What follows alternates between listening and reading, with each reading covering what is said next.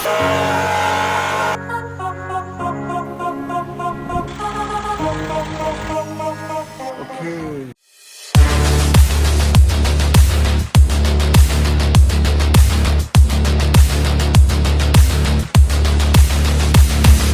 Welcome back to my YouTube channel TY Motorsport.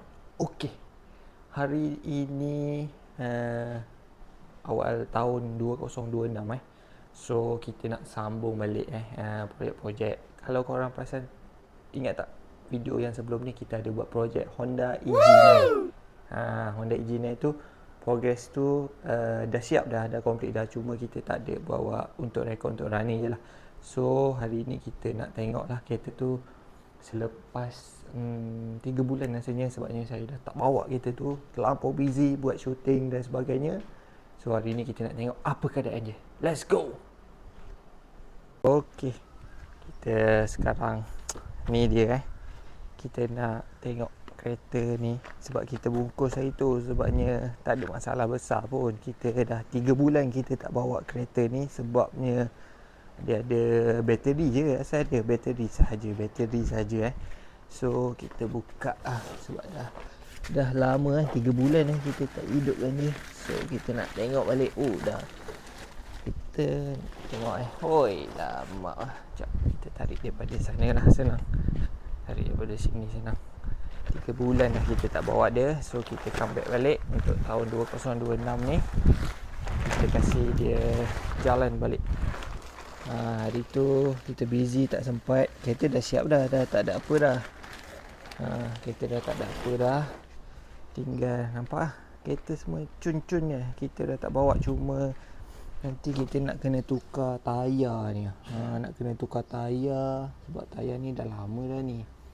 Daripada hari tu tak tukar tayar. Hari tu bawa 2 bulan sekejap je. Bawa 2 bulan, running 2 bulan.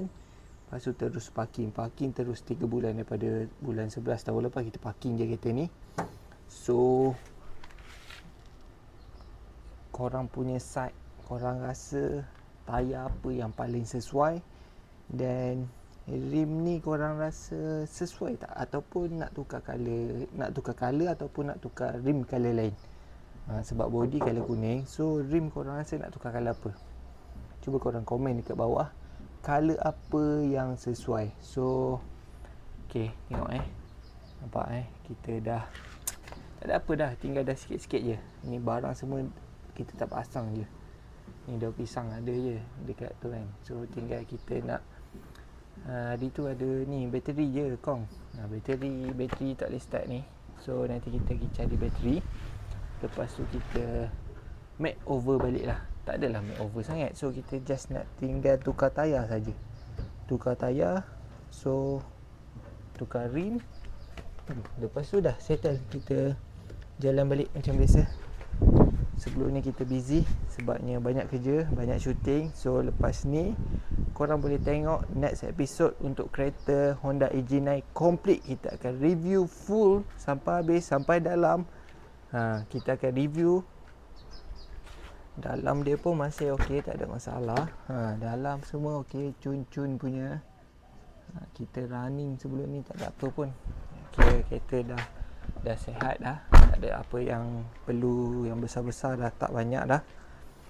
Tinggal dia tayar je. Kita nak set up untuk bahagian fitment pula.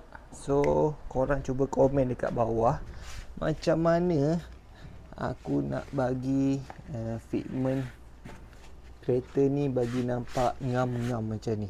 Cuba korang suggest tayar dan juga rim apa yang sesuai, rim berapa JJ yang sesuai untuk fitment ni. Aku nak bagi dia ngam-ngam. Ni tinggal nak set up buat fitment dia je. Lepas tu kita boleh kanjo. Okay, so fitment yang macam mana? Nak kena rendahkan lagi ke, ataupun dah okey dah macam ni?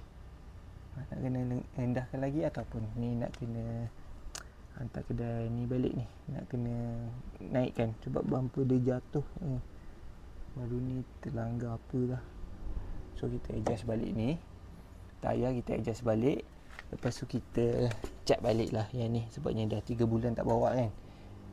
Kita pula duduk tepi pantai. So okay, nampak dia dah berkarat. Mudah berkarat lah kat sini.